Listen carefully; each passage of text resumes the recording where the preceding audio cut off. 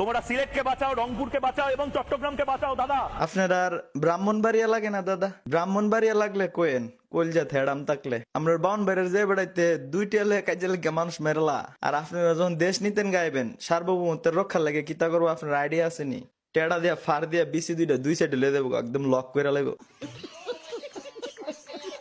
আর আমরা বাউন্ডারি অর্ধেক ফুলাফান করলাম ফুবি তাহে আপনার বর্ডারের সাইডে আহরা গাজীর বাজার একজনে বইয়া মনে করেন যে কাশির সুধা বাবা চাচা হগলতান রিহা লাগিয়ে গেলে গাই তা কাইচে রিসি করলাম ধরে লেবো গেলাম ফানজাদা।